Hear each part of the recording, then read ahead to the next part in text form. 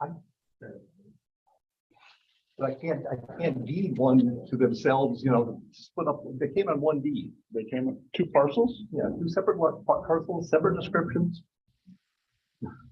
The island is described as going to the high water mark, you know. Yep. And the Port part side of it is mostly along the low water mark of the opposite bank, and occasionally to the center of the stream, but not. But doesn't touch. And I said, how can I do a subdivision? I don't want to go. That'll be probably marking our hest as a typical Frenchness. But how do I go and how do I subdivide something that's already subdivided? Do you have an answer on that? Well, so the two. Absolutely not. So the island reached the high water mark. Clearly be. It's in Delaware. There's a branch of Delaware between this side, the land side reads to either the center or the low water mark. That side. So in the Commonwealth, not the Commonwealth, on the Delaware, it's going to be the US owns that River strip in the middle. Yeah. I would just tell them that. I did tell him.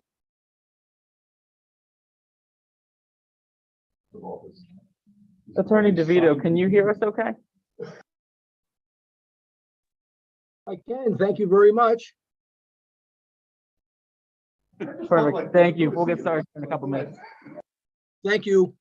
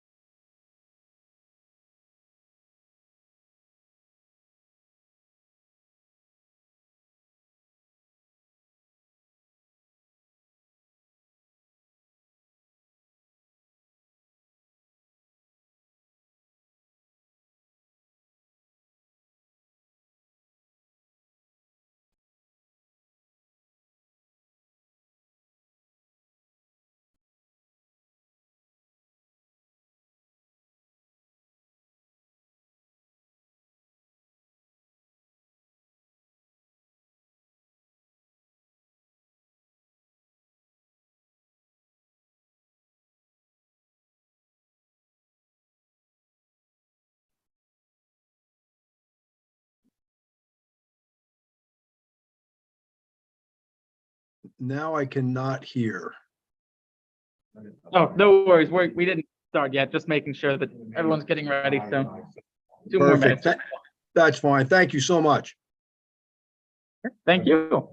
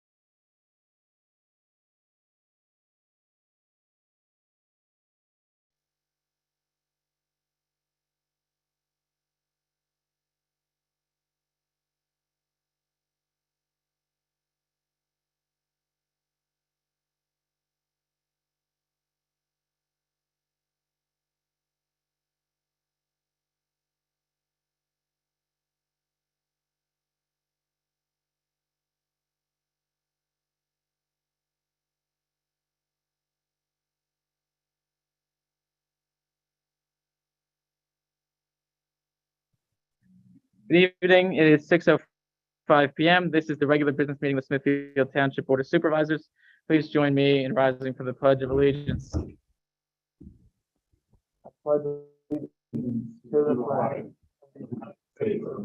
I'm here, gentlemen. Hey, we're here.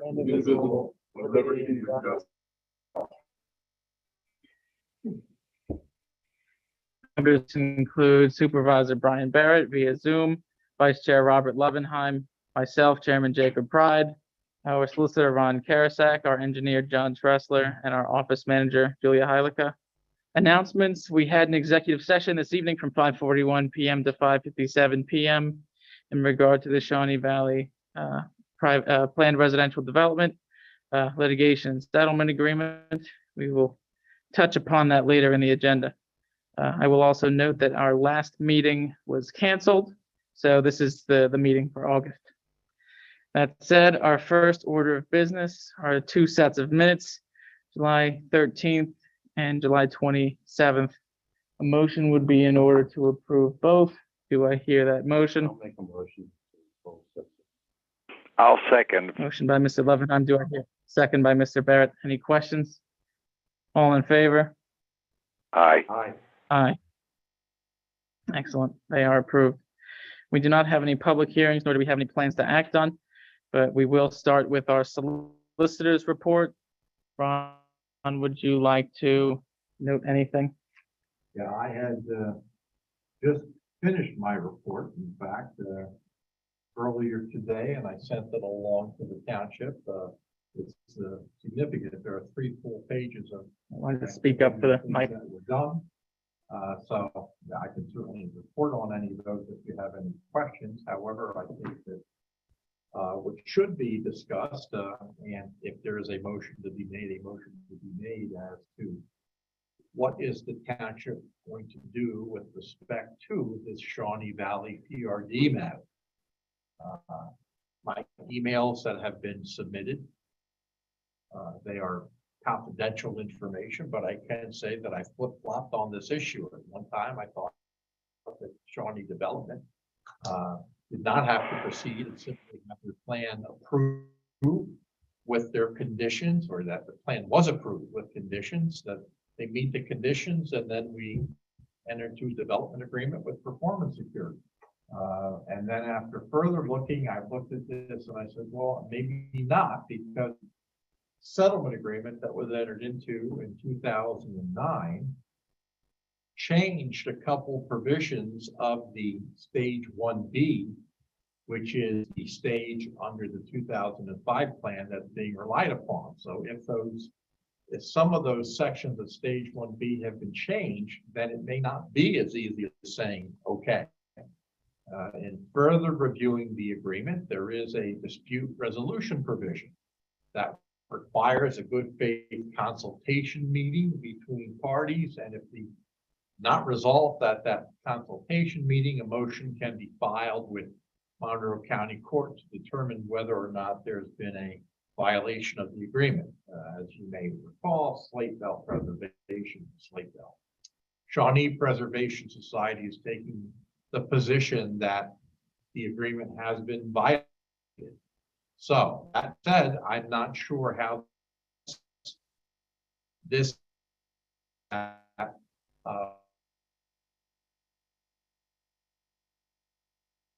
and so be it. The consensus from the Board of Supervisors perspective that the township, because it is party to the settlement, wants to be able to fairly arbitrate this decision. We, of course, have a lot of considerations before us, but the board indicated that it would like the 2 parties that aren't the township to ask the court for a determination as to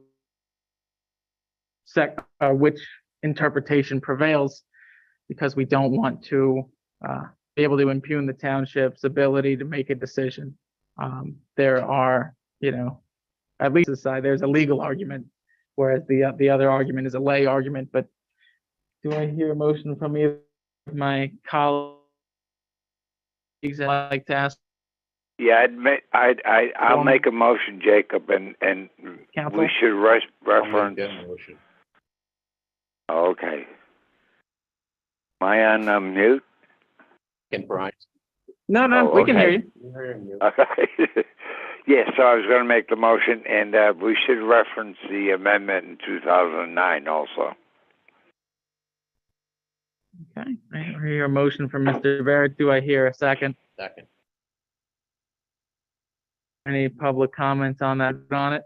Just so I'm clear, the motion is for me to contact both sides and request that they file a motion with engage in good faith consultation, and if that doesn't work, that for a judge to decide which way the township should proceed.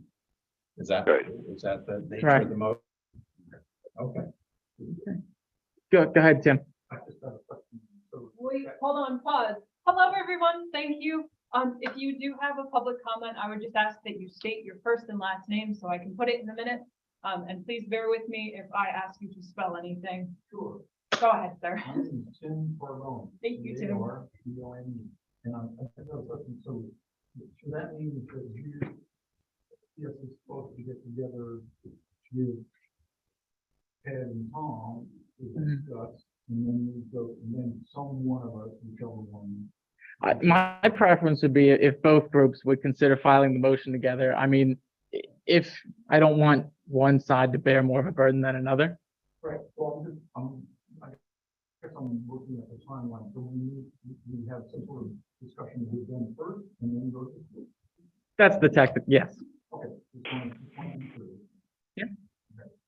In responding to Mr. Carbone, with your permission, Mr. Chair. No There is issue. no timeline with respect to when you should meet with respect to the consultation. What it says that a request for, I'm looking at the agreement and I'm looking under section, I believe, 27 or page 27. I'm not sure what section we're under. And it says that in the to this agreement, the party may be acting in violation of the agreement.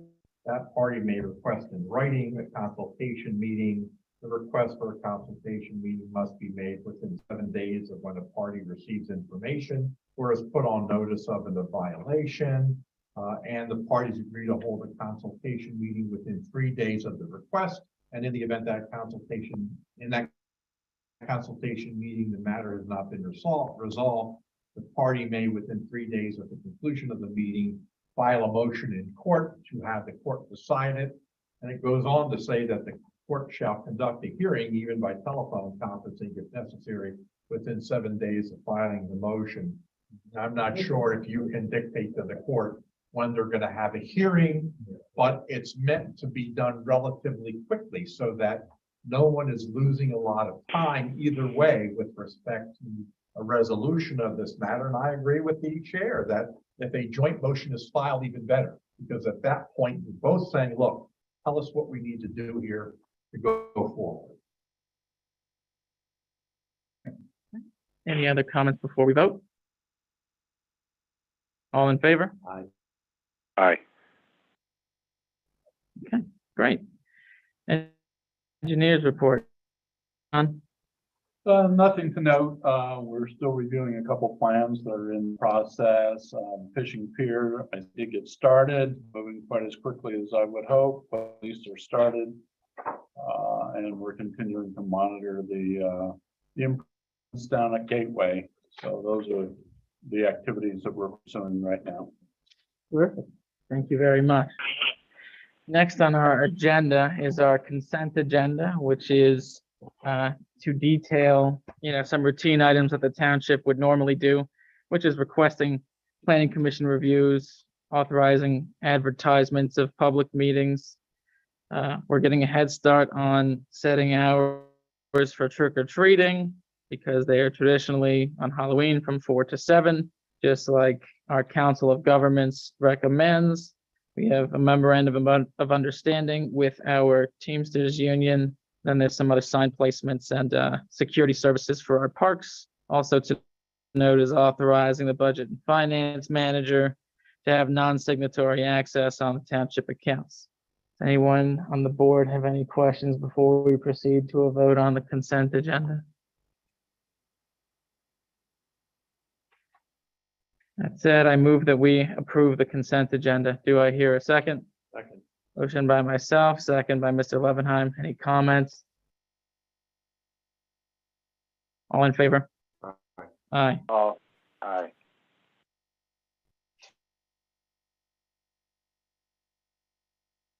Consideration to schedule and advertise a conditional use hearing for the Shawnee Inn Golf Bridge. I figured we all needed input on which dates that was going to be. It should probably just be part of one of our regular meetings. I share, see when the time limit is up on that, assuming we don't get an extension if we need one. Ron, how long do we have, October 4th. but how long do we have, how long does it take to post this note?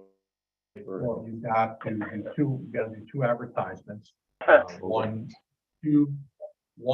in 2 successive weeks, not earlier than 30 days or later than 7 days from the date of the hearing. So when, And you need to post the property 7 days before they.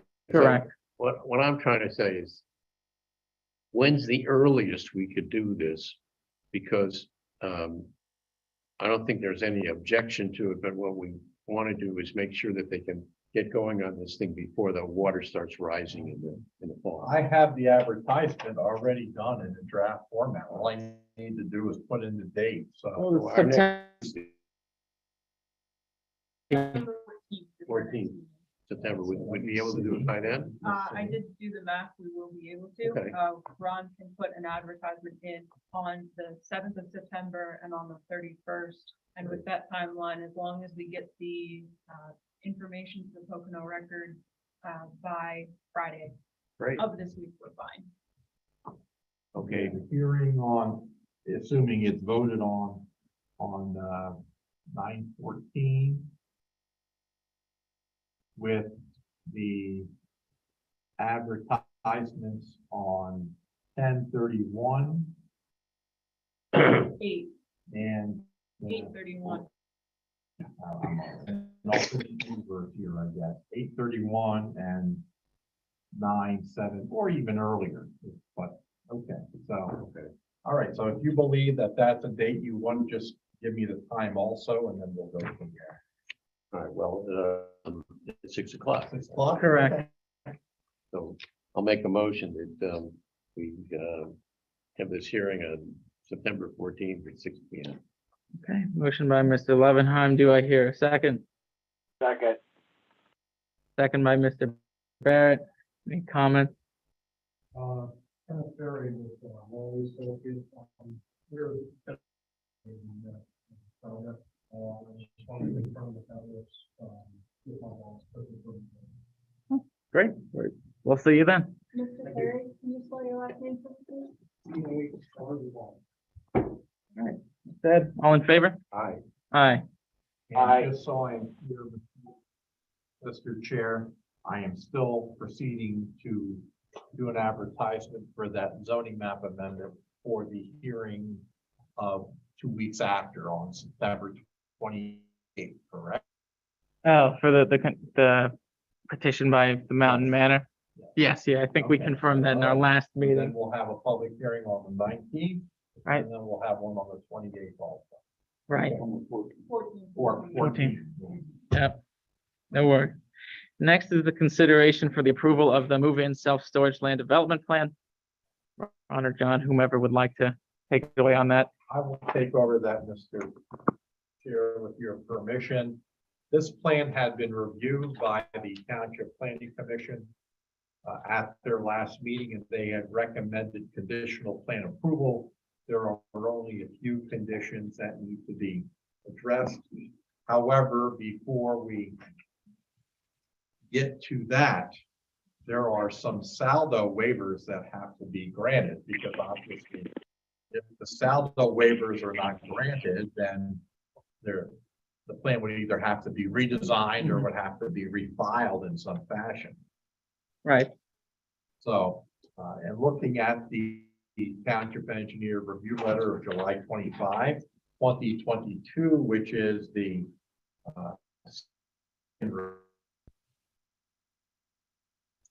there is a partial waiver required. And number 31 is David 12. Where that the existing resource and site analysis plan should show existing buildings, driveways, sewer lines, storm drains, culverts, other man-made features within 200 feet of the site. And what the applicant is saying that we've provided an aerial photograph that shows all of that. So we would like a partial waiver to be able to introduce that aerial photograph as part of the saldo waiver, as opposed to having to redesign, or not even redesign, but resketch and prepare the subdivision and land development plan. The township engineer has no objection to that request, and the planning commission did recommend it. So I would say we just go along one at a time, and there's about 4 or 5 of them, and then we're done. So Sure. that is the first saldo request that needs to be addressed. I would move that we grant the first waiver. Do I hear a second? Second. Second by Mr. Levenheim. Any comments? All in favor? Aye. Okay, go to the next one. Okay, the next saldo waiver is number 52 of the township engineer review letter. Just double checking, give me a moment.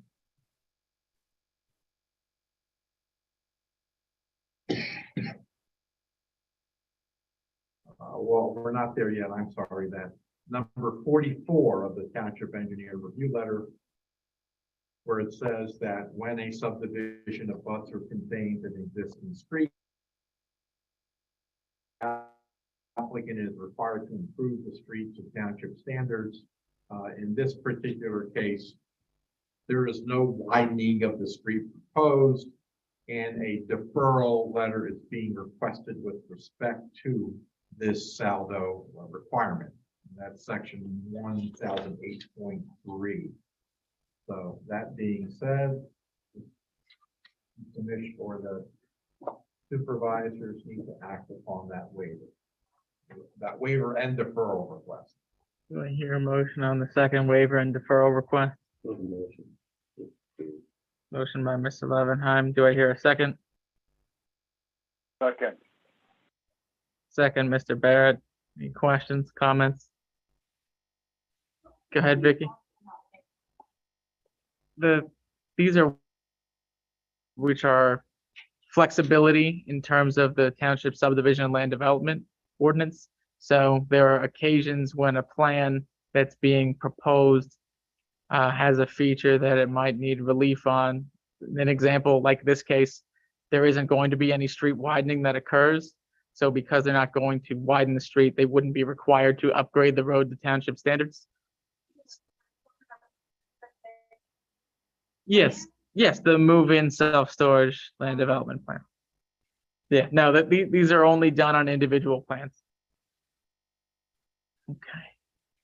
All in favor of the second waiver? Aye. Aye. Aye. Third one? All right, the third one is number 52 of the township engineer review letter. It's dealing with section 1301.1, with are the provisions of the stormwater management ordinance. And in this case, again, a deferral is requested from section 1301 as the rain garden and its discharge is located within the borough of Delaware Water Gap and discharges towards the borough. The engineer has reviewed that and has no concerns with that deferral request. And John is here. He can jump in if I'm mistaken. No, it was hashed out thoroughly, and all the stormwater does go to the borough. So it's being reviewed under the borough ordinance. Remember, this is the project move-in self-storage where a majority of this project is in Delaware Water Gap, but only a Correct. small portion is within Smithfield County. Correct. All right, I'll move that we grant third waiver and deferral request. Do I hear a second? Second. Second. Second, Mr. Levenheim. Any questions? All in favor? Aye. Aye. All right, all right, number 60 of the Township Engineer Review Letter, again, deals with a stormwater request, section 1302.4.a, in which no excavation or fill shall be made with a steeper than 3-to-1 slope. And I'll have the engineer explain that in some detail. Here, the waiver is being requested a bit steeper than 3-to-1. The justification is that the steeper slopes would limit the disturbance of naturally occurring steep slopes, and control blankets and vegetation will also be used to stabilize slope. And again, the township engineer has no objections to this request. The 3-to-1 slopes are in our ordinance. There are many ordinances. The reason for that is that a lot of times these improvements occur in a residential development or a setting where one might anticipate that you're going to have lawn on those areas. And so a 3-to-1 slope, and what I mean by a 3-to-1 slope, for every foot in rise, you have to go out 3 feet. So that defines how gradual or how steep the slope is. A 3-to-1 slope has been pretty much accepted as the safe limit for riding a lawnmower on it and ease of walking, that type of thing. So that's why the requirement is in the ordinance. In many projects, there are locations where it's not going to be lawn and where it would be more prudent to protect environmental features. Where if you have a 3-to-1 slope, it could stretch out over the site a lot longer than a 2-to-1 slope might stretch out. And therefore, it might impact more trees, more vegetation, and just have a more significant impact on the natural environment. If we're comfortable that they're going to stabilize a steeper slope, a 2-to-1 slope, for example, so that it's not going to erode, normally we would consider that good engineering practice, and we would recommend that they do that. But to do it means that they need the waiver to do it. So that's why we support the waiver. We believe it's in the best interest of this project and the township. Okay. I move that we approve the 4th waiver. Do I hear a second? Second. Second, Mr. Levenheim. Any questions? All in favor? Aye. Aye. Aye. And the 5th, And the final one, Mr. Chair, is stormwater management ordinance, and this is section 221.11. It is number 66 of the Township Engineer Review Letter, and the stormwater ordinance says that roof drains should not be connected to streets or storm sewers or roadside ditches, etc. Here, a waiver is requested to allow the storm drains to discharge into the proposed rain garden, which will then be further filtered out. So, and again, the township engineer has no objection to this request. And again, typically you don't connect to roof drains because you want them to run over a vegetated swale primarily, or over a lawn, because that would help clean the water and allow it to perk back into the soil, which is what you're trying to accomplish. However, if you're discharging it directly into a basin that is designed to do both of those functions anyway, then that is, to me, a perfectly suitable alternative. So that's why we said we would support that waiver. do I hear a motion that we grant the 5th waiver? I'll make that motion, the 5th waiver. Motion by Mr. Levenheim. Do I hear a second? Second here. Second, Mr. Barrett. Any questions? All in favor? Aye. Aye. Aye. Now, 65. I believe 65, however, is the same as that earlier number with respect to 52, isn't it? the same request, it's just stormwater ordinance is separate from salt. Sir, can I have your name? Donald Paulus, HAAS, with Boja Engineering, for project engineers for the storage. Let me note that I stand corrected, that there is also a stormwater ordinance section, number 65 of the Township Engineer Review Letter, wherein it's requested that the rain garden discharge is located within the borough of Delaware Water Gap and discharges towards the borough. That is basically the same as the Saldo waiver number 52 that you already have approved. But if in fact the planning professional would like a motion to be made and approved for number 65 of the Township Engineer Review Letter, you can do that if you wish. Well, so moved. Do I hear a second? Second. Motion by myself, second by Mr. Levenheim. Any questions? All in favor? Aye. Aye. Aye. And that being said, Mr. Chair, I have in front of me an agreement for conditional approval form that was signed by the applicant's planning professional. I believe Mr. Haas signed it. That indicates that this plan has been recommended for approval by the Township Planning Commission on these following few conditions. Number one, any outstanding matters in the Township Engineer Review Letter of July 25, 2022, the second review letter to which I had been referring on the Saldo request.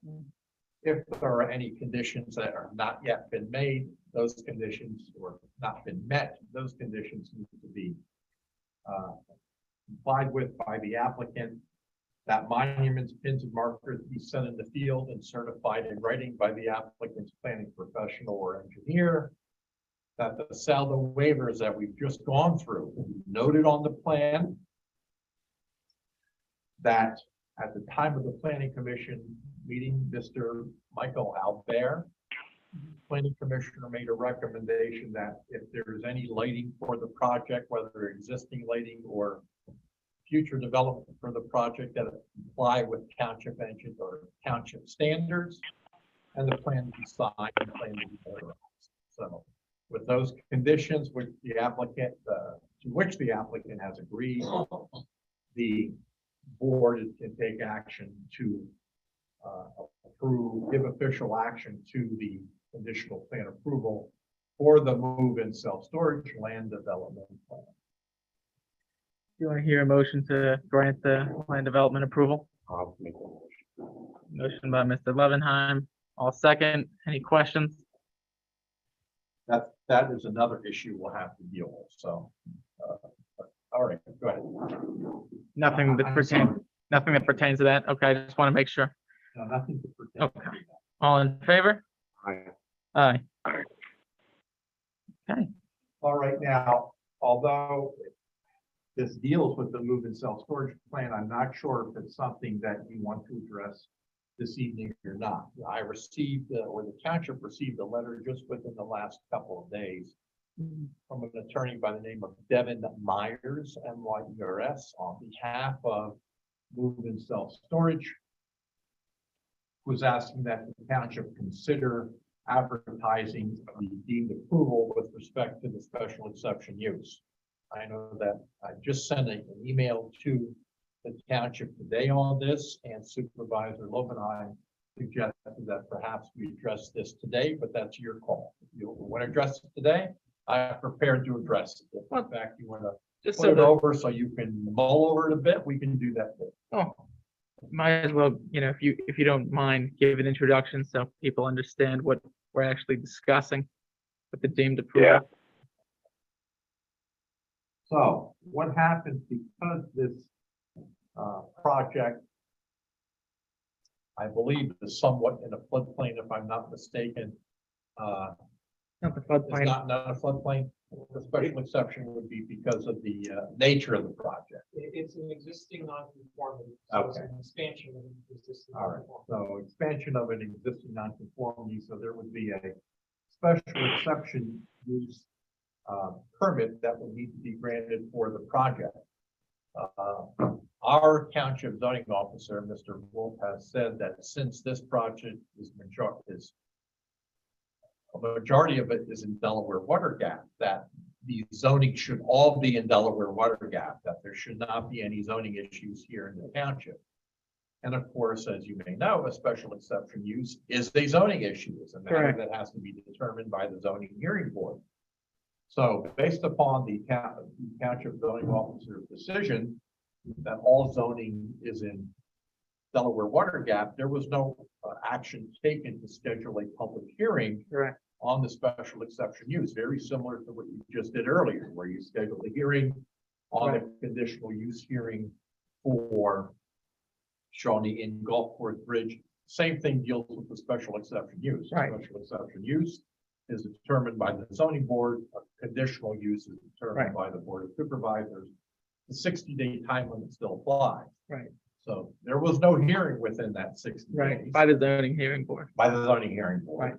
And there was no extension provided by the applicant to extend that 60-day window. Right. So as a result, under the PA Municipality Planning Code, those projects are deemed approved.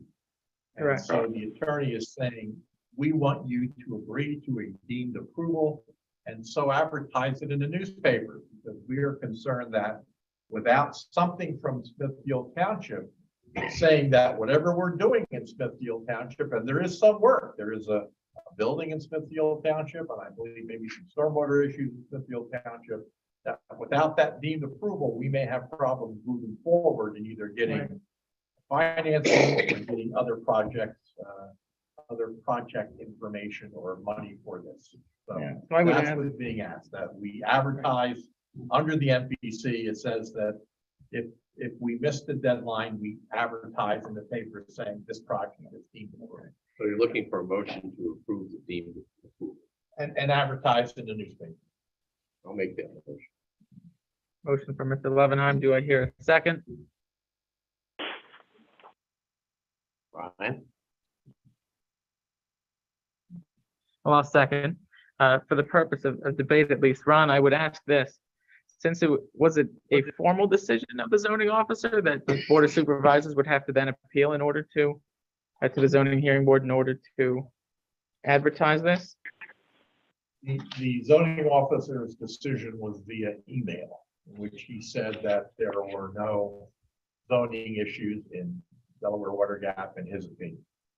So now that decision was, I think, the end of July, maybe July 26th, that decision was made. Right. So that's all that,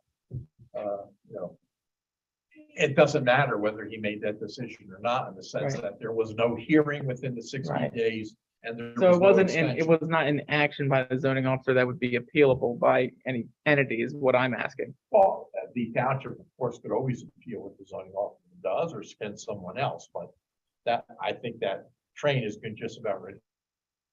No, you're right. I just want to make sure that for formality's sake, we don't miss anything in the. No, I don't see where, again, that is the decision of the zoning hearing board, or the zoning officer. Okay, I may or may not agree with it, but I generally, that's his decision Correct. to make, so that's the decision we make. that said, are there any comments on approval, Matt? All in favor? Aye. Aye. Aye. Okay. So next is a discussion on the Delaware Water Gap National Recreation Area. Originally, this was supposed to be a presentation by former superintendent of the park, John Donahue, who could not make it this evening. So we're not going to discuss that tonight.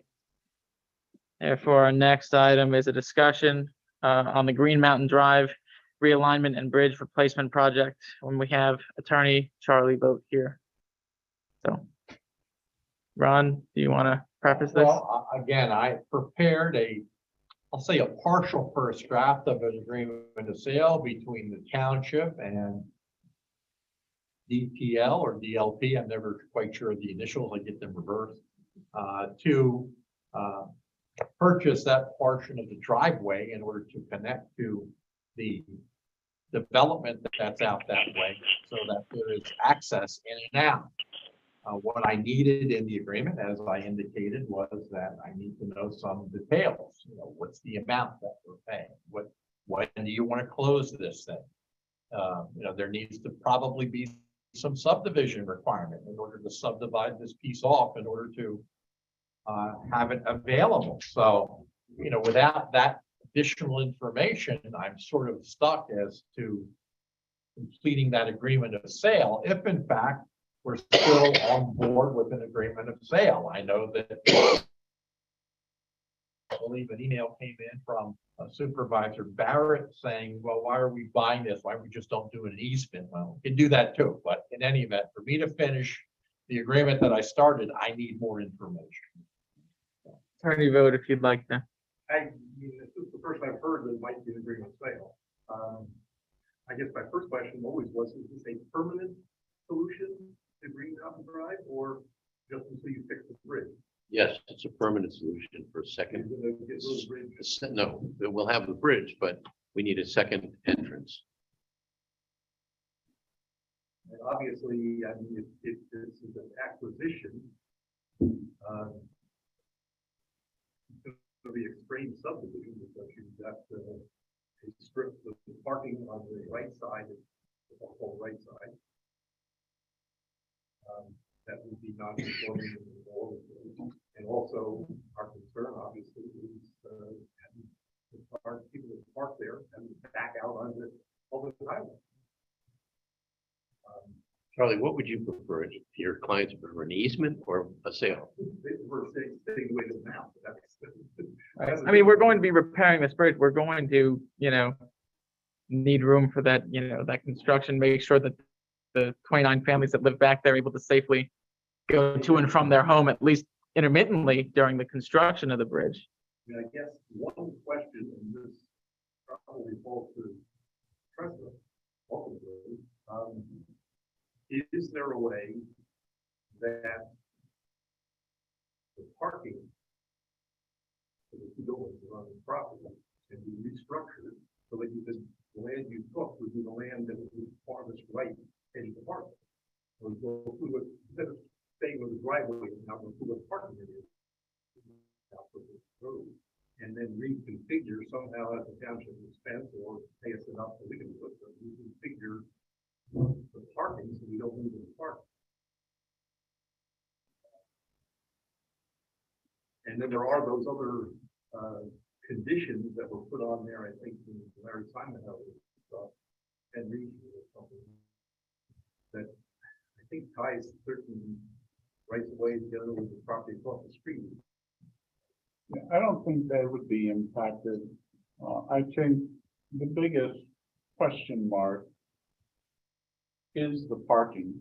I'm not sure that the driveway can be relocated that far to the right. I have a general idea, but I don't have a plan in front of me, so I can't answer that off the top of my head. We can certainly look at that. Yeah, I think there's our concern is security and privacy and, you know, the fact that some of this public highway going through our property. And so I'd like to have it somehow set up so that this is not park. I think it's very valid. We've always been trying to figure out a way to impact DLP or DPL, which is a DLP. It's DLP. DLP. Yeah. Ron, sorry, not Ron, John, would you mind drawing up a similar sketch then that meets with what Attorney Vogt is sort of reflecting? If it's possible, I mean, we look at it and see if it can be addressed in the way he's requesting, and if it can, yes, I'll prepare a sketch and submit that.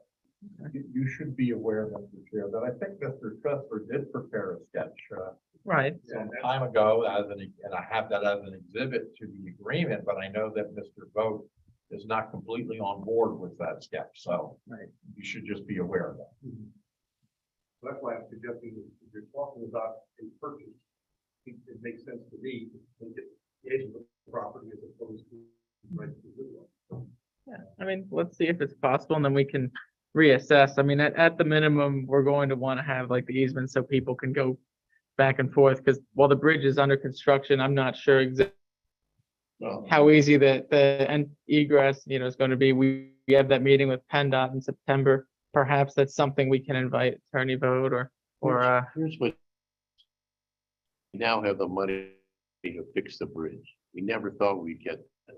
So, God. Right. I, Fix it, fix the bridge. Brian was pushing this. We never thought of. So maybe we consider making this entrance rather than a pub. You need a second entrance. Well, that's something that certainly And maybe it's, probably more acceptable to consider, because then it could be limited, now the service could be limited and everything else. once the bridge is rebuilt, have a gate, the fire department, the ambulance people have a key to it. I don't know if the garbage trucks would need to get through there or not, probably not. But still, not with the new weight limits if the bridge is repaired fully. it may make this easier. What do you think, John? I think that's probably a good idea, assuming, I think the bridge is repairable. I mean, I told you that 2 years ago when I looked at it. We're gonna meet, as you said, in September. Right. And assuming we can get it back to where it was, I think for normal use, it will be adequate. There are only 28 houses back there, right? But then, in case something happened to that bridge, it would be good to have an emergency Yeah. access. Yeah. Which would be far less intrusive on the office. Right. Right. Well, let me just say that that has happened in the past. And when Larry Simon was involved with DLP, or before DLP, he granted us access. Maybe we could work something out with DLP in that regard. We bring the bridge up to specs to allow fire trucks, emergency vehicles, ambulance, and maybe even garbage trucks to access We it. still have to build. We still have to build some road to connect the two roads. That would be it. And in this case, then, we're talking about more of an easement than we're talking about, But for the emergency access. So that's, And that might be a bit easier to yeah, get together, because all you're doing is basically saying, this is for emergency vehicles, first responder vehicles, et cetera. It's not for the general public. Right. all right, so let's work Yeah. off that framework and then we can vote on it in a public meeting when it's done. All right.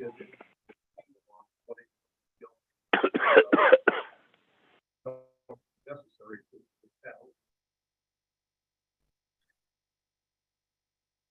September, You're gonna tell us how to spend the money since they control it. I was Yes. at one of these meetings Right. before. Yeah, PennDOT multimodals are somewhat more strict than Yeah. DCAD, aren't they? Yes. Fair enough. All right. Well, thank you. Thanks, Charlie. all right, thank you, Attorney Vogt. Next is discussing a welcome sign for Middle Smithfield and Smithfield Township. Julia, do you want to give us the background on this quickly? Sure. Middle Smithfield Township to me with interest that they were interested in putting on State Route 209 just south of Price Chop property. They approached the township because the first question was, would we be interested in having our part of the sign say, welcome to Smithfield Township, while the other part said, welcome to Middle Smithfield Township. This is all still in discussion and work. So at north towards Price Chopper, you would see a sign on your left that says, welcome to Middle Smithfield. There would be a township. Just to help people where the distinctions are. The property owner did express some concern related to putting the sign on his property and whether or not he would be able to build there further. Unfortunately, Ken, I have not had the opportunity to talk with him. So past that brief introduction, unfortunately, I need to ask the board of supervisors that we table this until the next meeting. Here's a question. I remember this came up.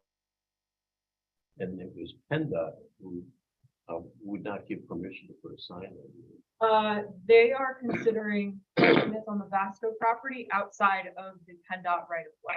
So it would actually be considered a V sign because it's going to be far enough removed from the road because of the right of way that we'd need the open sign shape, if you will, to be able to read it. Our sign. You could put danger, you're entering Middle Smithfield. How about that? I don't think they would agree to that. Whoa, You I like that. don't say. Well. All right. Table. Yeah, good. I'd like to look into it. That sounds fine. Yeah. Yeah, that sounds fine to me. All right. Next is a discussion on the DCED LSA Monroe grant application. In the past, we had talked about potentially making this application to bring the park house back up to full spec. There's also been discussion about limited modernization, but I don't think we've had really enough time to sit with this. So, I'd like to table it till the next meeting. The application is open until The DCD LS September 30th. I believe. yeah. So we can look at this in Well, September. Can I bring up something about the Boy Scouts here, since it's kind Yeah. of relevant to this?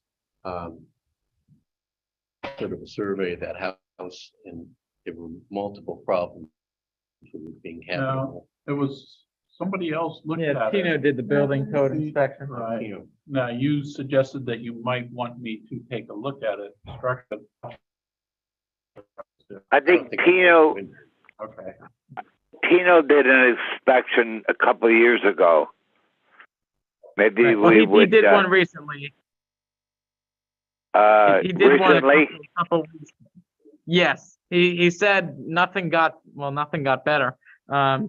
So Right. he essentially he just added the current date to his letter. There might have been an additional missing floor joist, but that is still. So are we saying that it's inhabitable, uninhabitable? I mean, technically, 14 people could go in there, but the water,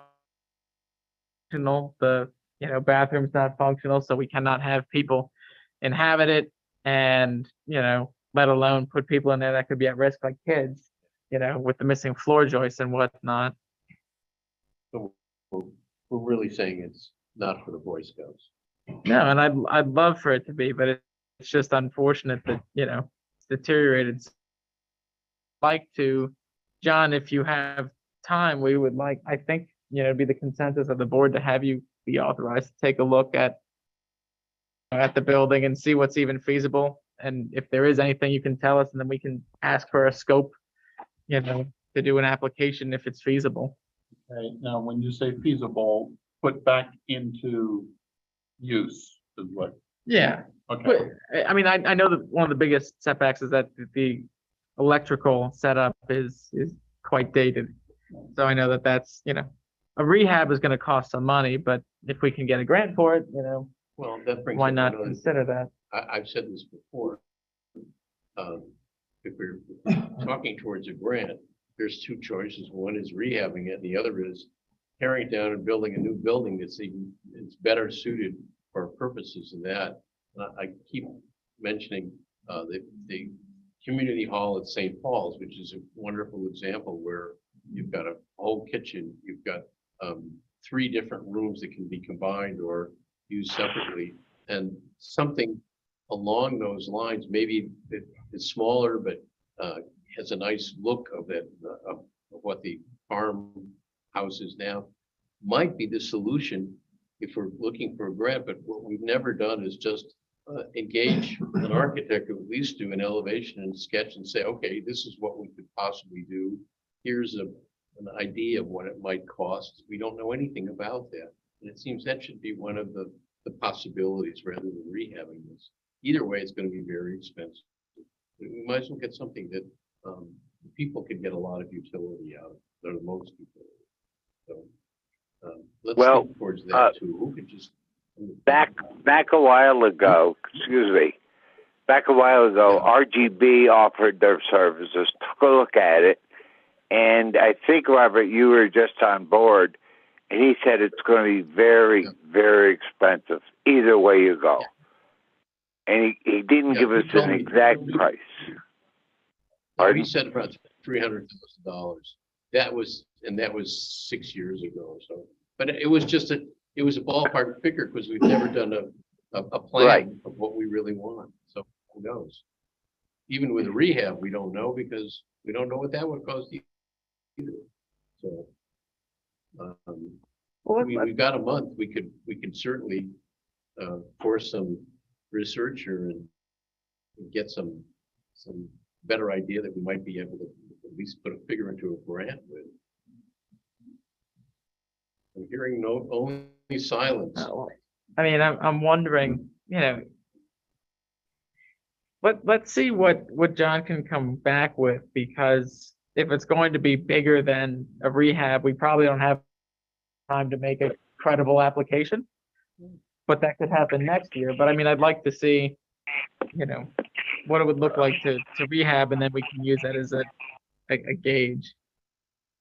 Because I don't, I think that there, would be great, use in community centers like what Middle Smithfield has, more modern version of the existing house. Although that's going to be, that's not, we're going to need community input and things like that I don't think we can put together in a month.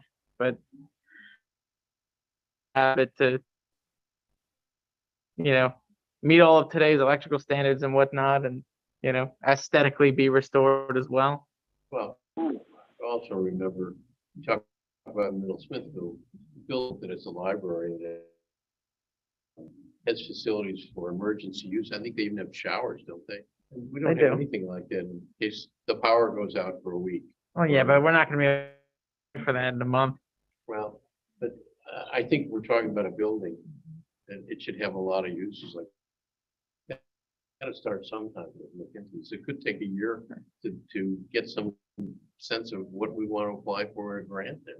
Let's look for that, generally. But I mean, I think let's see what it will take to get it back up to snuff. Well, I think Pino did a report. I'd like to see a copy of that report if I could, because I think Pino had suggested that I do a structural analysis. He may have done Right. some of the other work already that you're talking about in his report with respect to the electrical and the others. So, Right. I mean, he writes. Yeah. Well, we will get you a copy of that. yeah, and then I can go from there. Terrific. Go ahead, Martha.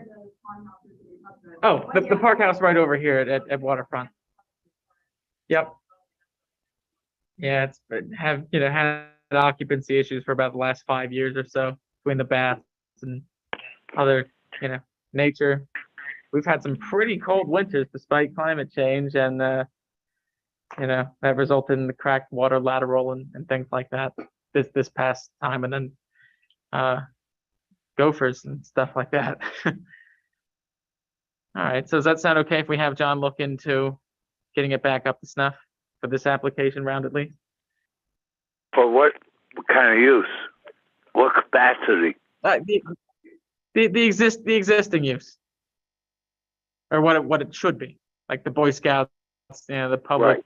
reading events, and what it was before. That's what I'm saying. Okay. Literally just restore the house. Yeah, that sounds all right. Robert, is that okay? I'm against it. I think we should have two plans, one to restore and one to build a better new facility before we. Well, I mean, if that's going to happen, though, that's probably not the spot. It's gonna be If next I year.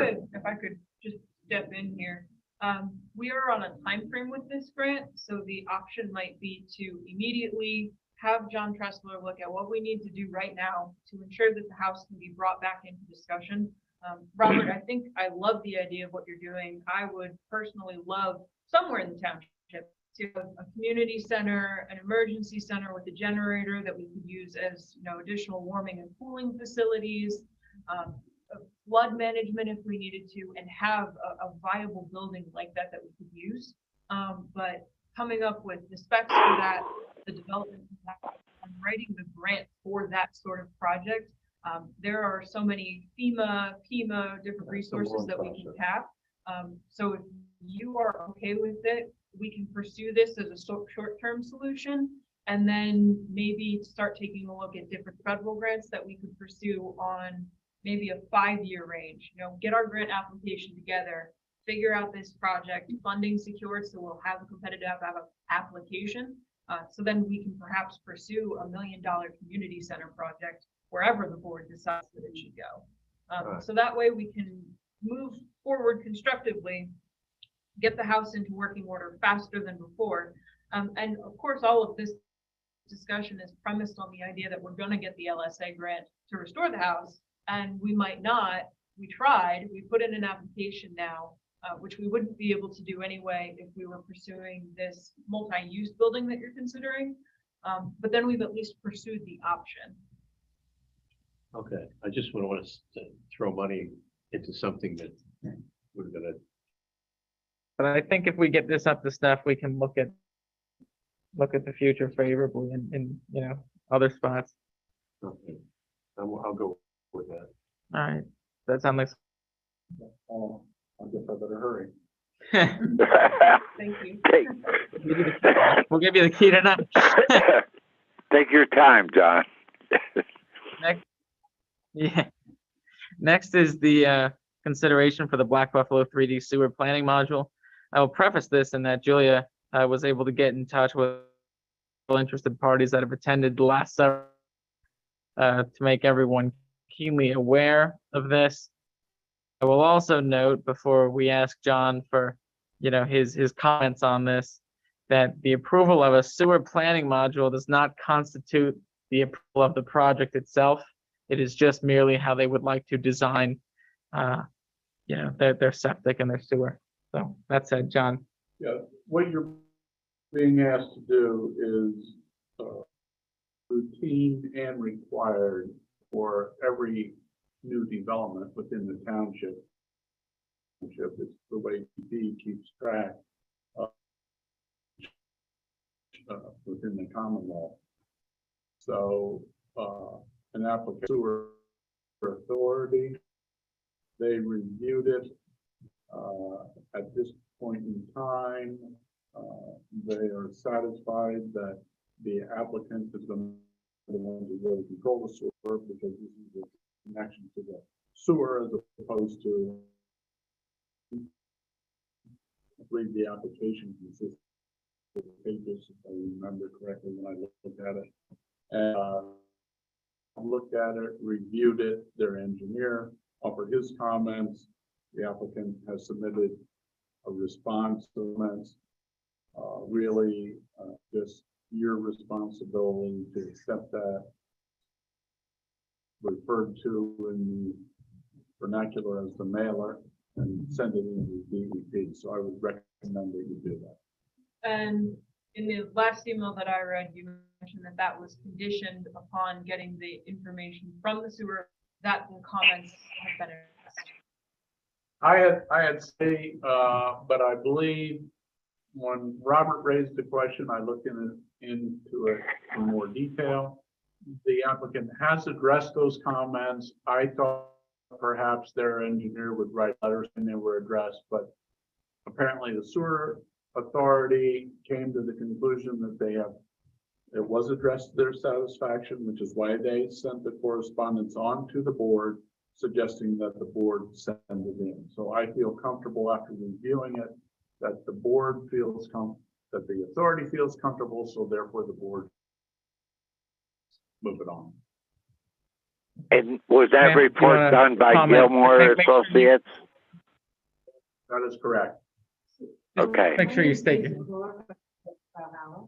What do you mean the board do what? I didn't understand what you're talking about. And where are those? Lake was go to Airport Road and then to 209 and then down to the sewer authority? How is this all gonna be configured? You didn't get to that. You just said you would recommend. What do you recommend? I would recommend the applicant has requested 8 EDUs, which is how we quantify sewage flow from the authority. They have requested 8 EDUs from the authority, which the authority owns and can sell to the applicant. Before the authority will sell these EDUs to the applicant must demonstrate to the authority how they're going to connect their lateral, which is to the sewer, which is in the road. So all the infrastructure is already in place. Yes, Asterisk, Airport, 209, Valhalla Road. Is I that where it is? don't know. I'm Well, not the that we have sewer. to know. Well, I'm We not the have to sewer. know that. Can't just go out Why do you think, Excuse why do you me. have to know where the sewer is? Because I live on the lake and I want to know where it is. All right, We have hold on, to hold know. on. Guys, guys, Let me- guys, I have a right to know. All right, so hold my on. question is that Well, the we'll get you a map from the sewer authority, okay? Robert, hold on, please. The additional part of this, is that it is sewer infrastructure. Under the right to know law, and it is protected by building codes. For example, if someone asked us for the electrical plans for a residential house, we as the township are not allowed to provide that because it's a security risk. So just be aware that the sewer authority has its, things. They have reviewed this plan and they have looked at it and said, yes, we can mandate. If the sewer authority needs to build anything that's new, obviously they have to secure the other easements and what they're interested in. That's what I would like to know, where it's gonna go. Right, That's all I'm asking. absolutely. I will get you a I map. believe I answered your question that it's going into the existing sewer. There is a lateral that is going to be on the site of Black Buffalo that is going to go to the sewer, which runs in front of their property. So Right. from there, it is going through a sewer that has already been constructed Right. to the treatment plant. So Out to 209. Right, they I don't completed, know where it goes from there. can I speak to this Because quickly? there are pipes that can go, they can go through the lake. They can go on the outskirts of the lake. We're already upset about what we've done down there. And the I'm, wildlife. is destroyed with wildlife. Hold on, Adam, please. I'm on the sewer authority. I'll get you a map. Just let me know Please. what your name is and That where would it's be at. nice. Right. Let me just tell you for the record that the infrastructure that is being contemplated here is already existing with the current sewer authority pipes. They were expanded in last year with grant money, unrelated to this project anyway, as there's other economic development going over there, like CIP and some of the other places along 209 and Airport District Road. So I will say that there's no new construction with that. They are proposing a new water line, but that's not something that we've yet had the chance to review. What's that? No, absolutely, and that's why we have a whole, right? Well, we have a whole. Well, I mean, I will say that sure. Well, I will say that I'm not the applicant. The township merely has the jurisdiction to approve or reject a land development plan based on certain rules and regulations from the state and then local ordinances. But because we believe in transparency, the township has a page on our website that has all of the documents that have been submitted. Yeah, Why are they building, moving, and they're not manufacturing, but they're taking over down there, and they haven't gotten permits from the EPA, MCC. He's been representing from the right, board. so- board. I well, just don't right, understand let- what let me they speak do. to that. So- And the planning commission. Yeah. Kept giving us, some, come back this week, come back that week. Talk to the board of directors. So here we are to talk to you and, I can't, and, talk to the zoning officer. Well, it's really ridiculous. The last straw for me Uh-huh. was when they came through with the lawnmower and they just mowed all the turtles down there. There's nothing being protected, nothing at all. And we know that they want to build and build and build on wetlands. Well, Okay, let's face it, that land won't. well, Yeah, they're allowed to do whatever no, they no, want, let me, and then they'll just mitigate, they'll pay a fine and mitigate. let me tell you this. The township has granted them no permits. The only permit, the Black Buffalo. No, so are you referring to Vigon? Because they have their own plan, because what I will, right, so what I will say, sure. So what I will say, yeah, because that was approved in 2019, but what I will say, with regard to Black Buffalo, is the only construction that's been permitted that the township zoning officer has verified is that they did have a permit via Nauman Company to complete the building in the center there, that, seems like new construction. That was not Black Buffalo's project. That was, That they were supposed to get another permit, so. so, 3D on that existing foundation. no, so Nauman completed the work. Nauman had the permit, they completed the work. So that was not a Black Buffalo specific. That's not a loophole, that's the law. Think, why are they get rid of it when, so many other people have hardship and all the permits have to be done just to get a few things put in the yard or whatever. It's like unbelievable what they're doing down there. And the wildlife is our main concern. Sure. We don't want to look at their building. Sure. Said No. about that, we know fire code, we know that we are, Sure. we know. No, What sure. they're doing is wrong down there. And to back up with that little water thing they want to do, filtration and right on our lake. No, Well, so. very upset. So, no, I understand completely. I mean, look, I've only spoken to Black Buffalo when they attended that meeting last October in 2021. They haven't, at least I was not at the last planning commission meeting. I was on vacation. Take But- a ride down there. No, I have. I actually go every couple of days. I understand what you're talking about. So we will ask the zoning officer to go do a formal inspection again. And Take them around. with all due respect, he was, He said one thing or another. They just valid excuses, but I show up. It's not my job. I'm not the zoning officer, but we show up. no, we can, and I can appreciate that. I really feel like there's something going on. I will say. I'm not the only one, but I'm the only one saying it. I can appreciate it. I mean, look, we're going to give all the documents that, we're able to give, all the ones that are on the website. We've done that not only for this project, but also the Shawnee Valley PRD. Absolutely. I was at the, This board is.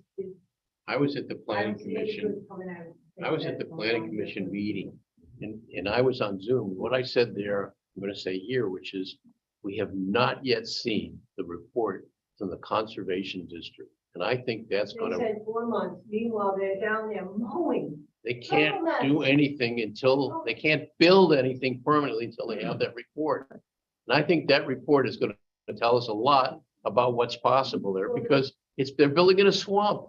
There's no doubt about that. But the pigment holder for the 3D printing, that's all being erected. Maybe it's not permanent, but it's all going up. Well, Every time I go down- there are certain structures that may be permitted. There's sleep houses there. They are. Understood. And No, they're in without permit. They're doing whatever they want down there. And whenever that's questions are being asked, nobody has been nice. I seem to They're think, telling us to come back, and they're still building away. no, I seem to think that, we've been answering questions. I will say, I think that I answered them a little differently than perhaps other board members, but if there's other information that you want specifically, please file a request and then we can make sure if we have the documents or not. We're aiming to be Why are they transparent. talking? Why are they able to do whatever they want? Why are they? They're not able to do whatever they want. I mean, Ron and John can speak to the fact that they have no permits to do. No, but you don't need a permit to mow. Now, if you have an issue with the conservation district, they can do an inspection where they can have immediate fines if they're violating wildlife and things like that. No, but they can still be fined. Okay. We have endangered species down there. Absolutely, sure. And they actually had to, there were studies even done on that. So we can contact I didn't allow something like, I promise you. Go ahead, Vicky.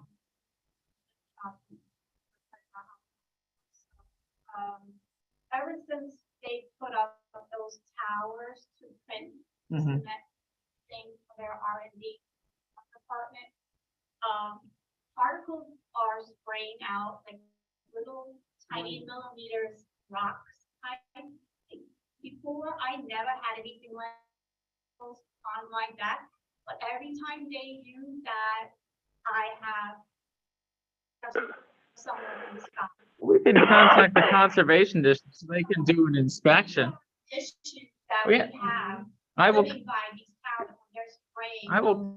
I will contact John Conservation District tomorrow. And Miss, if you wouldn't mind giving Julia your email, we can share that report with you, website as well. We want to make sure that, things are happening on the up and up, and when there's a resident concern, we want to make sure those are addressed, so, Well, a global Well, and business like that, and a factory as Mario Casella calls it, doesn't belong there. It doesn't belong there. It's in the middle of several communities and wetlands. And yet it's there. And secondly, Disappointing. like, I spoke with Rich Colin, he's more about environmentalist in Lake Valhalla for the past 50 years. And he said that there are box turtles, and you'll see the female come and lay eggs, and I have seen, and I do have pictures. We also have red striped turtles too, the box turtles with the red stripes, and they're almost like, to be protected, and they're very limited. Sure. So there's concern too, because even the government is gonna be, protecting these turtles also.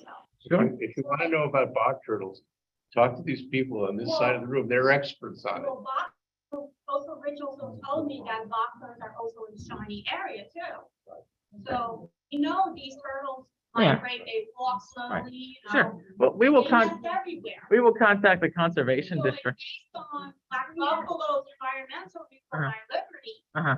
coming out once in April doesn't really Uh-huh. help. It's like a snapshot. You have to come there constantly, and it's not What's for dinner? numerous wetland areas. Huh? Based on that report, I What? really think they really need to do their Oh, homework. yeah. And that can be addressed. In the area living, and it's a witness to Bob turtles and other turtles that are almost which category. Like, one company, multi-million-dollar company can't say there's no Bob turtles when you have a few, like, thousands of residents Yeah. in the area. All right. Exactly. Okay. But the American bald eagle, that is protected. Absolutely. So Absolutely. in Lake Valhalla, in the swamp area, there are nests for the Sure. eagles there. Sure. And there are pictures, I've seen them. and they fly over the lake in the airport. So once this tower or this buffalo thing is built up, that will have the eagle move away from the area. Right. Well, let me tell you this. So these environmental concerns are absolutely going to be, addressed in the land development proceedings, and they should be. Because without meeting certain approvals, the township's not going to be able to approve or reject the project. So if this is a concern, I don't want to recommend council at the moment, but if you have somebody that's interested and wants to, reflect these concerns, in a formal basis and be part of the process when we get to land development, just as there's been with other developments, I would suggest that, so you're effectively represented, just as Shawnee Preservation Society is. It's my intent, it's my intention to, he's, So we both of you. yes. That you're gonna represent Uh, the people well, of the town. And that's absolutely our intention. The last thing is, this is getting some kind of spray coming out of Black Buffalo Tower with the pigment that they do print, and it goes back and forth until it gets into a mold. Uh-huh. If she's getting I'm not the only residue, one. I know, my Other neighbor people is too. What are they doing? They're working down there. Yeah. I'm gonna go take a picture. I was just trying to figure out where these rocks are coming. Right. Okay, all right, My whole. thing- understood.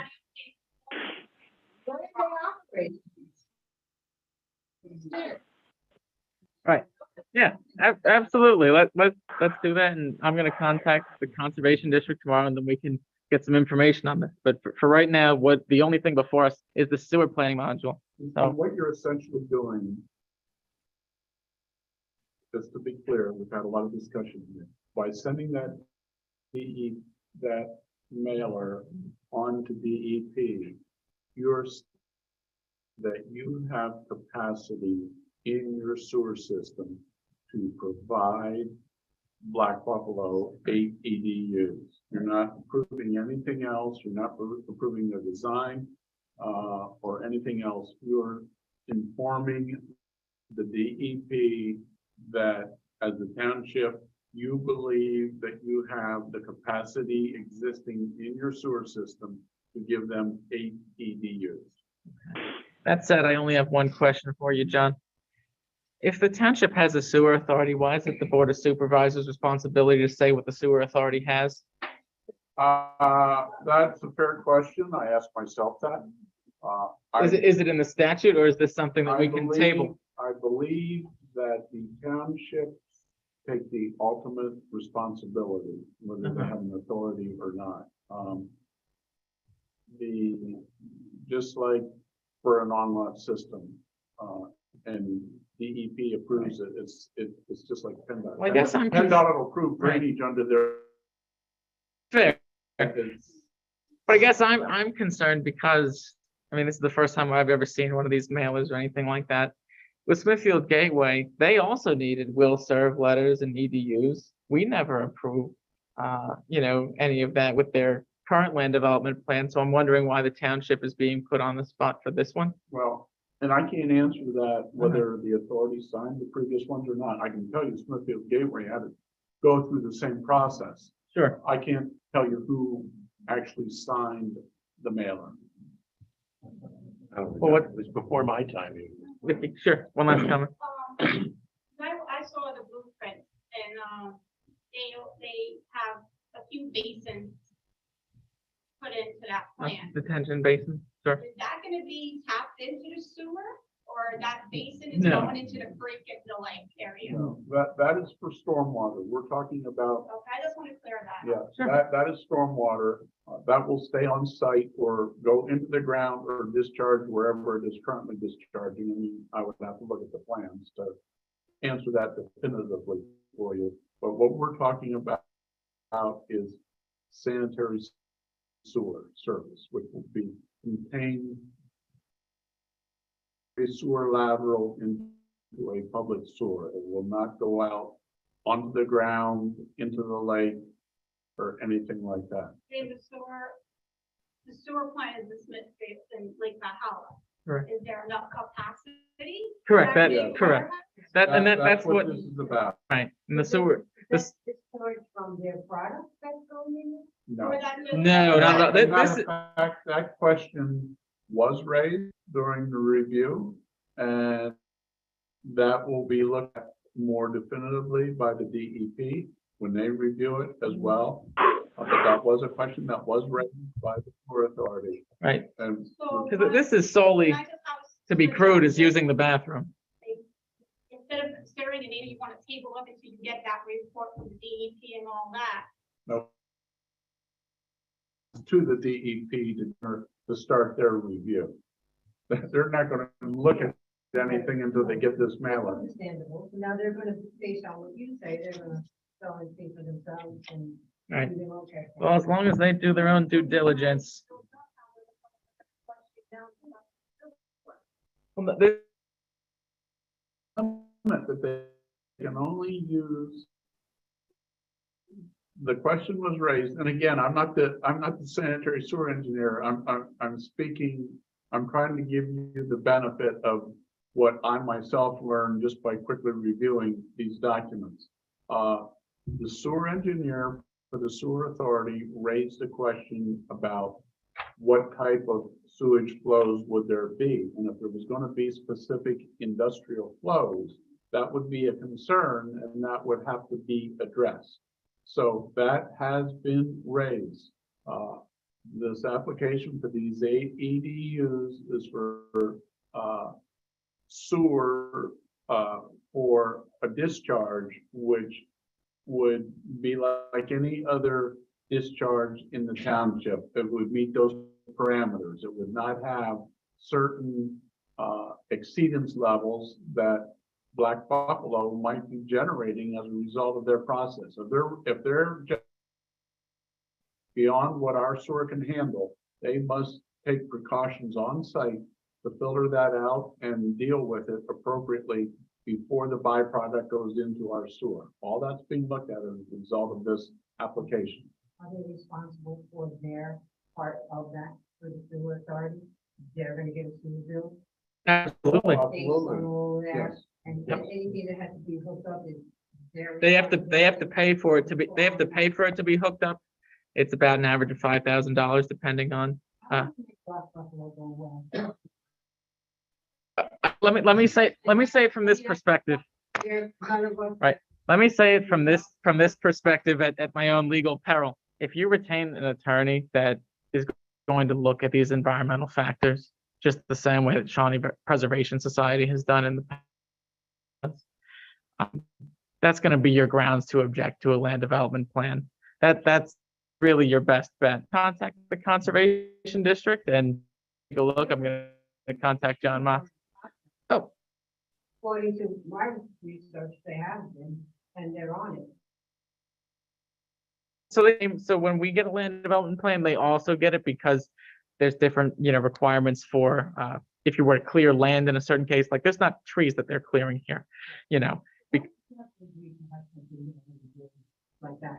we're only, Can I interrupt for a second? I'm the lawyer for the township and I've been a lawyer for 46 I years. know, I thought you said that. Under the law, if the permits that project, and if that project meets all of the township ordinances, the township must.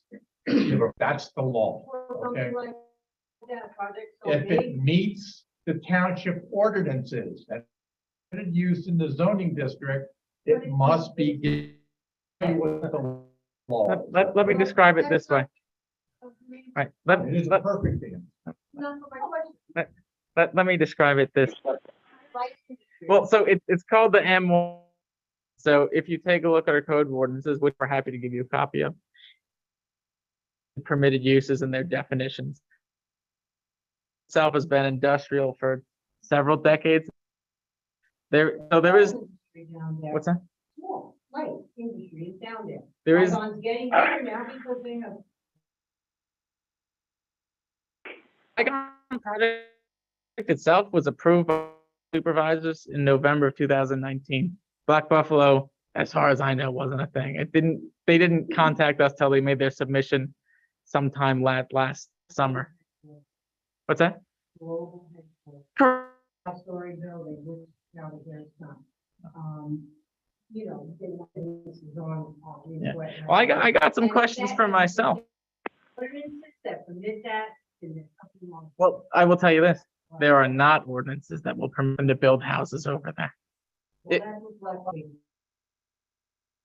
Correct. And on the submission that they sent us, that is before us, or not today, but before us currently, there are none of that, solely proposing the warehouse on that. It's the same one that's on the website. Oh, I appreciate you for asking the questions, and if you ever,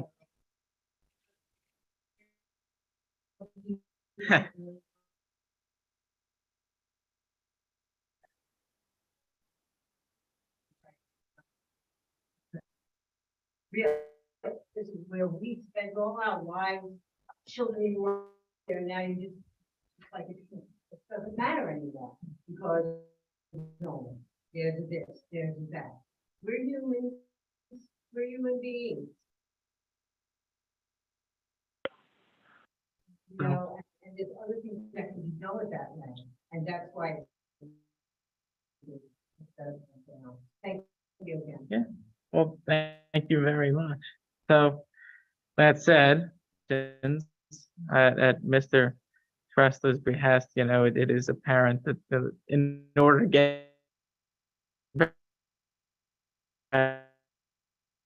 so I would make a motion. Like, Second.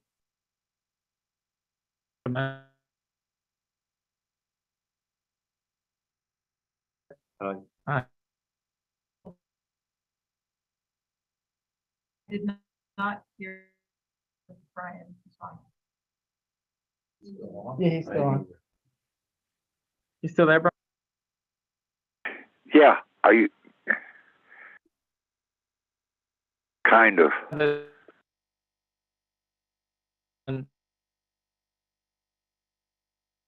See what planning module has. I had a lot of trouble following the conversation. Not on your part, Jacob, but on the applicant or the person. So if you're looking for a vote, I'll abstain. Fair enough. Next is the approval of Smithfield's participation in emergency services. Middle Smithfield is spearheading along with the fire companies. The board has today. Is that the current draft that meets any of Ron's comments? I've received back a draft with Ron's changes. So they have word, I think, premise where they needed to be promised or the other way around. My understanding, we've not yet received an updated draft. Okay. Well, I would say that the chair in my review is that a decision has to be made as to the share that Smithfield is going to contribute towards this project. And I know that they were talking about assessment values, et cetera. So Correct. you don't have to use that method. You can use the method you want. Most important paragraph is the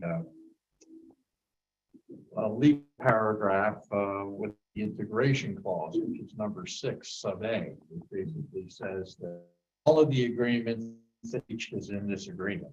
If there's something that you have agreed to that's not in the agreement, you can't hold anyone's feet to the fire. So if Middle Smithfield said, well, we're going to do this and it's not in the agreement and you want it and you expect them to do that in the agreement. Sure. So the agreement is an integrated document in which all the agreements are in common. And other than that, again, they are matters as mentioned by Madam Manager. And I like the fact that the MOU doesn't require that the township implement any jail and recommendations or services. So you don't have to do what they're recommending. So I like that, so that you're not bound. So we have to postpone this, or can we give tentative approval based on these points being clarified? I think you can give tentative approval condition that whatever outstanding items be addressed. And of course, whatever percentage you're going to use, you have to make that. part. We have to, how much we're going to contribute, in fact, for the cost. What they They were looking, I think that if we're doing the percentage of total assessed value of the 4 municipalities, Delaware, Watergap, Middle Smithfield, Price, and Smithfield, Smithfield share is 31.32% or $8.86 on the $27,735 total cost. Ron, could you repeat that number for me, please? Sure. The Smithfield cost, according to the assessed value number here, is $8,686.89. The total project cost is $27,735. So rather than splitting the bill equally 4 ways, it's being split based upon value of property. You can also split it upon population if you want to, but I don't know if we have those numbers. We should look at population. Looks pretty. It effectively is, Right. like, for example, Delaware Water Gap, I think census has individuals to their share here proposed is $711.81, which is almost $1 per person. And then Smithfield is slightly more. We have about 8,000 people per the, and so our share here is 87. So that's not bad. So. This because this guy has the time now, wants to get it done, and we'd love to see something from them while we're still in budget sessions. True. Figures, Robert? What? Do you have a motion with any of the figures? I think the figures are fine. The only thing question is whether we're gonna include Delaware Water Gap on ours, or I'll leave that. It's all right with me. It's so little. It's like a gesture of goodwill. It's $740 or something. $711.81. Brian, do you have any feelings? No, no. But I think the Gap should pay that amount. It's only fair. It's only fair because it's going to go from the Gap to us, to Price to Middle, and we're all going to, it'll be prorated. And the Gap, hey, today's the day. Come up with a couple of dollars. Martha, do you have a question? Oh, sorry. Oh, I thought you raised your hand. Sorry. Okay, well, I mean, that said, we did express interest later on in paying, for a share of the radios, given that they serve, 50%, more than 50% of their fire company's territories in the township. So I hope that that would be acceptable. Robert, do you have your motion? My motion is on the floor, so. Oh, okay. I'll second the motion. Any questions? Does that include the Delaware Water Gap? No, doesn't, right? Doesn't include Delaware. All in favor? Aye. Aye. Nay. No. Sorry. Oh. Okay. All right. Next is the consideration for the Marshall Falls Phase 1 bid, but we don't yet have the information from DCNR that we requested at our last meeting, right? Or from BCED. So what is happening right now, our bid came in quite a bit higher than we were expecting, a pandemic. So we're. Julia, Brian here. How higher? Quite a bit higher, but can you tell me? Yeah. Well, the exact numbers. It doesn't have to be exact. We had originally budgeted for this project to cost about $390,000 to $400,000. When we got our bid sometime last month, the low bid is $1 million. This is unfortunately what has happened to the construction industry thanks to the pandemic. Assessed, and we did this back in 2020. We would obviously like to move forward with being able to open this park. And we have currently secured all of the original $400,000 that we needed for this and secured. We'd also pursued grants for Marshall 2 to the tune of approximately another $400,000 to DCED to find out if it's okay with them. If we take that $400,000 that was originally scheduled to be put on Phase 2 and shift it to Phase 1. Once we're still about $280,000 in the hole for this project. So we are planning to and say, hey, you gave us this, had expenses come in way over what anyone could have imagined because of the pandemic. Would you be able to give us more funds? Again, Julia, can you tell me how much way over was? Sure. We're still in need of about $280,000. Did I have the speaker? No. What was the bid? I mean, The bid came in at just over $1 million. I believe it was 1,014,000 and change. That was the Holy Cobalt shit. construction bid that Brian's. You were. Yes, you were. But so it's quite a bit higher. We're 208 deficit still. And so we're going to approach DCNR and say, we're requesting additional funds for this project. And we're hoping that we can use that DCED money from phase 2 as the match, because DCNR requires a 1-to-1 match. So for every dollar they give a town, they expect the township to come up with $1. So if we apply for a $500,000 project to DCNR, it's $50,000 of money and $250,000. So that's where the project is right now. We've reached out to DCED to ask them about phase 2. And we've also reached out and consulted with DCNR regarding the phase 1 stuff, but they won't act until they know that we have the additional grant match funds secured, which means we're waiting on the letter from DCED before DCNR will act. DCNR's meeting is on September 20th, so we will have an answer from DCED and Rich Dishman, who is our contact there. And then DCNR will issue their ruling on the, be able to discuss this on September 28th. And when is the LSA grant close? September 28th? No, I September believe, 30th. yeah, 30th. So we might have 2 days to apply there. we've already got, we've already secured DCED LSA money for phase 2. And they don't allow you to apply for the same exact project, so we'll be out on that regard. But we're doing everything we can. This project is in a bunch of pitfalls and we are pushing forward. So my request, if the board would be willing to table this until the September 28th meeting, we'll have an answer from both agencies by then. So moved. Well, Do I hear a second? second.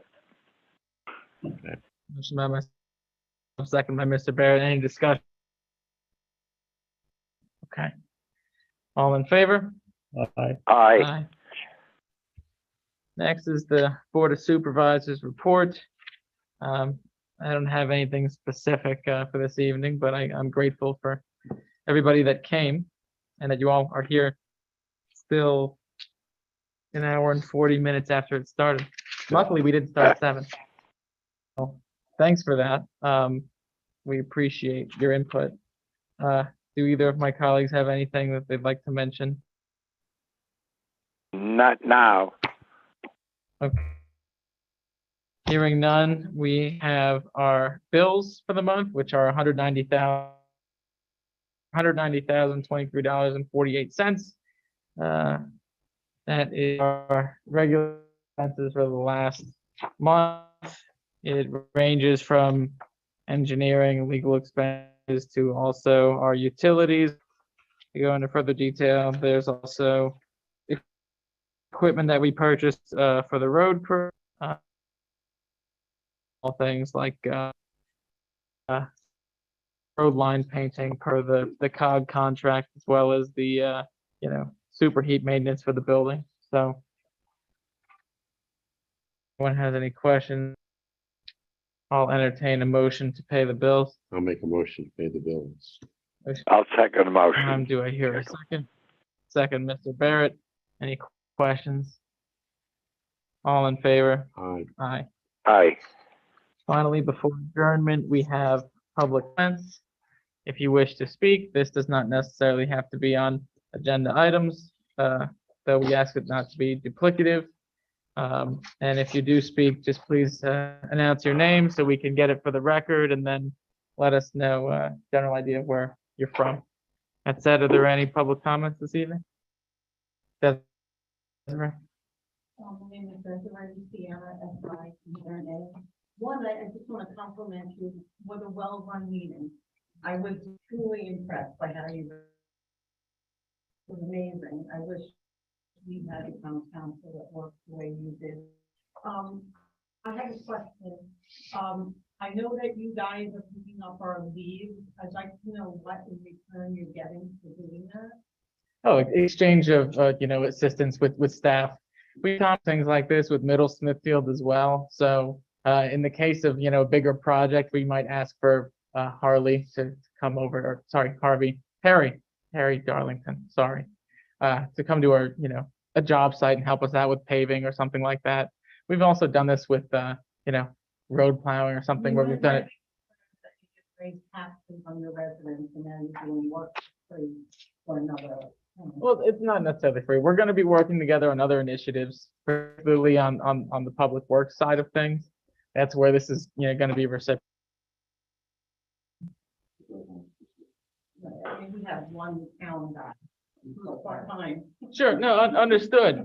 And he's been helpful with informing our roadmaster of some stuff in the past, and particularly around the Cherry Valley Road area where we share a border and whatnot.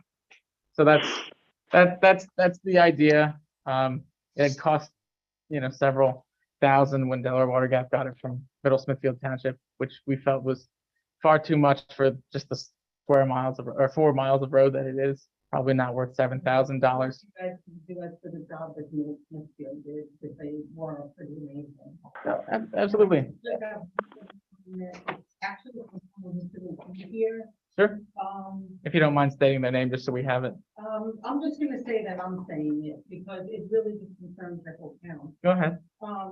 Cherry Valley Road going out toward 91, just Oh, past God. the bridge that is redone. There's an enormous dip. Uh-huh. So everyone slows down before they can cross it, and they get out your car. My friend actually was driving the other day and saw a cyclist that hit it, crashed into the trees and the brush. She stopped to help him, but his bike was crashed. So I don't know who's responsible for the road, but it's a pretty dangerous situation. If you can maybe just take a look. Is that Just for the, public safety. is that the little bridge? Very small bridge. Half of it was closed for a while. Is that the one? Yeah. Yeah, Just beyond. that's that? right. If you don't mind giving. Yeah. Sorry. Unfortunately, I do think it's in Smithfield, so. Yeah, if you don't mind giving Julia your email after the meeting, we can follow up with that. We're going to talk to our roadmaster, Ed McCormick. And it keeps thinking that, I don't know if you guys did this before with the fleet. It's bad, really bad. Sure. Forgive me, I'm not familiar with this. Is this is this like a pothole or just a depression in the road? It's like a depression from the, I guess, whatever work. is doing on it. It's just like not level, it's a big dip. Okay. And you said that it was on Cherry Valley Road on your way towards 191, right after the bridge? Cherry Valley Road going out toward 191, just past the bridge. Between the bridge and Pasco. It's a real, Excellent. it's a real depression, right? Oh, it's bad. Okay. It's not a recession, it's a depression. Yeah, it's Okay. a depression. There's a little stream that goes on there. Yeah. That is what we're in now. Well, we'll make sure that we contact Ed and, so if you want to give Julia your email after the meeting, so it's not on the record, we can make sure that we follow up with that individual or yourself. Okay, that said, are there any other comments? Mr. Bartholomew? Yeah, I did want to comment on the phase one at the Market Falls. Sure. And I did, Mhm.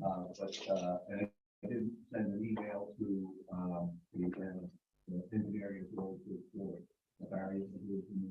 Barry Isaac Isaac. Associates. And if anybody knows, 5 or 6 of the responsible primary contractors backed out for a reason. I would suggest that you actually ask them why they backed out. Because as like appear to be a fair areas in that project. And I think rather than trying to find more money for whoever freezing number, actually my suggestion is they revisit it, make it up. Talk to the guys that actually didn't bid on it, didn't bid on it for a reason, and because it was a nice project.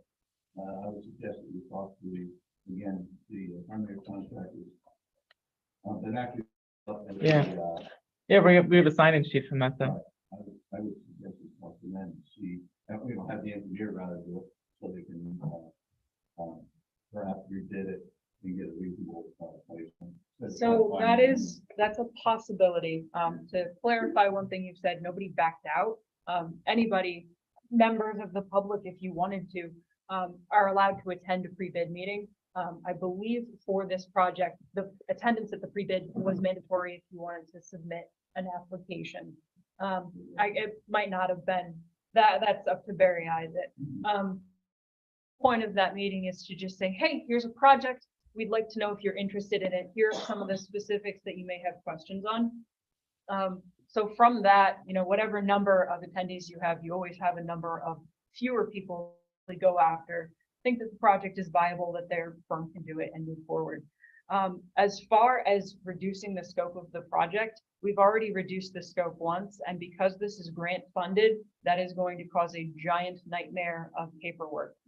Because if we suddenly turn around, we're not gonna actually do a lot that we said we would. We'll need to contact DCED and DC and get their approval to reduce the scope before we do anything. These grants were received and we've hit issues with parking. We had a 2-year slowdown because of an HOP requirement that PennDOT was I like to not take their sweet time.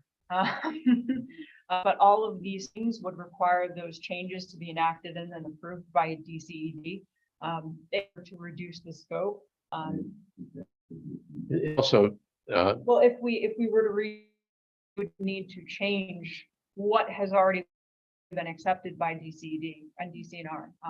What happens with all of this is that we need to give them the project plan.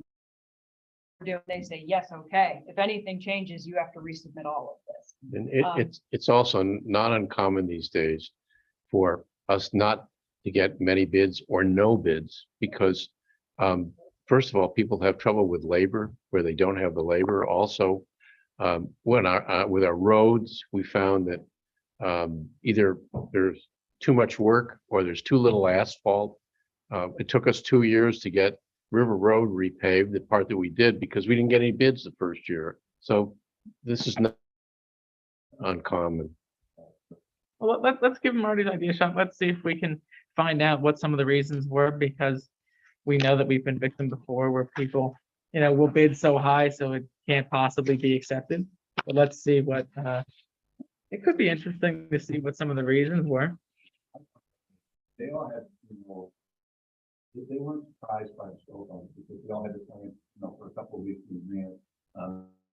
Few of them asked questions that were addressed as well.